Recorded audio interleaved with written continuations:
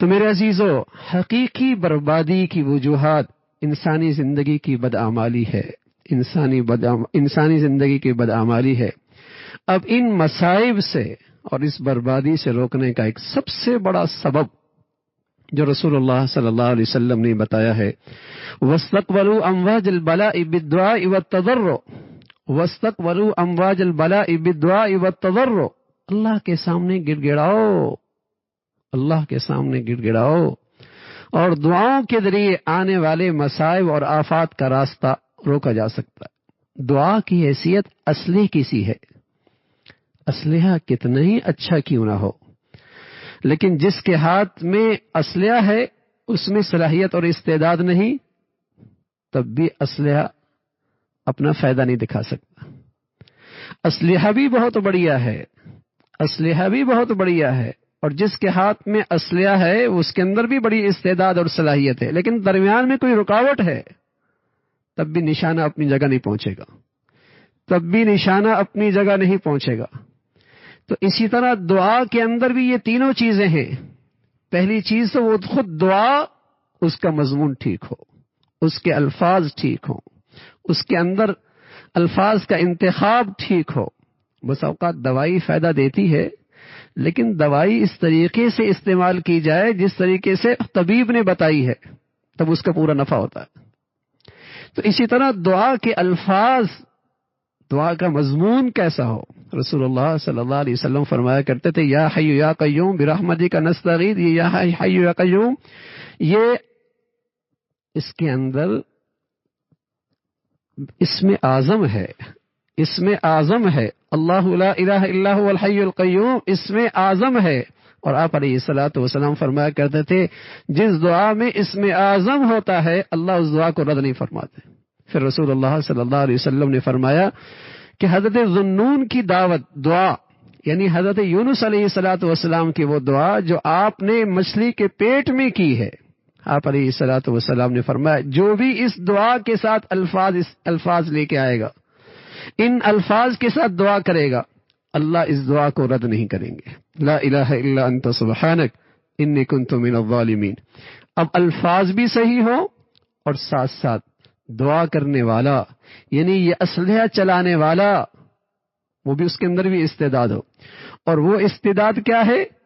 اس کا دل اور اس کی زبان ان کے اندر مطابقت ہو، یعنی دل کے دھیان کے ساتھ، دل کے یقین کے ساتھ، ادعونی استجب لکم، تم مجھے پکارو میں تمہاری پکار قبول کروں گا، لیکن شرط کیا ہے؟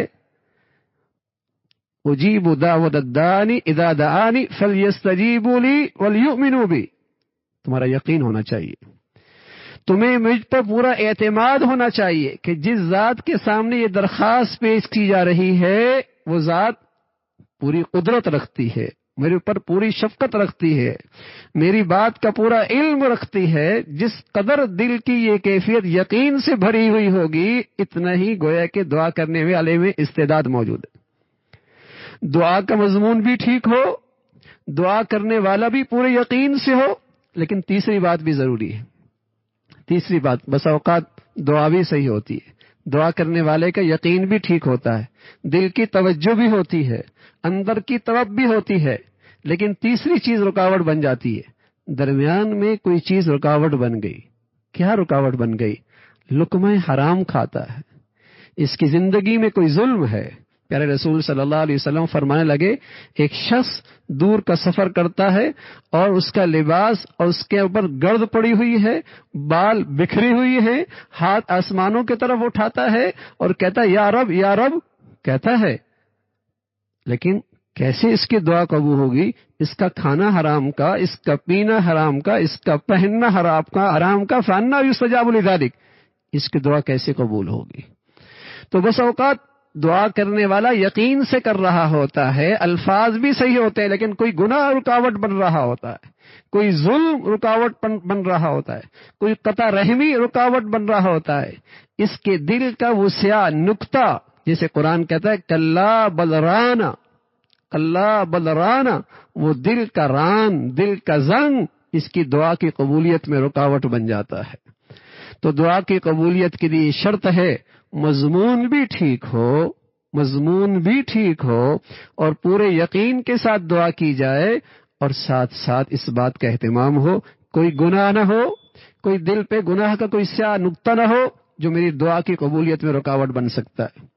اس لیے حسن بصری رحمۃ اللہ علیہ فرمایا کرتے تھے کہ اگر آدمی نیک ہو نا اور متقی ہو تو پھر تو اس کی دعا اتنی بھی کافی ہے جتنا آٹے میں نمک ہوتا ہے، جتنا آٹے میں نمک ہوتا ہے اتنی بھی دعا کافی ہے، لیکن شرط یہ ہے کہ وہ نیک ہونا، وہ متقی ہونا، وہ پرہیزگار ہونا۔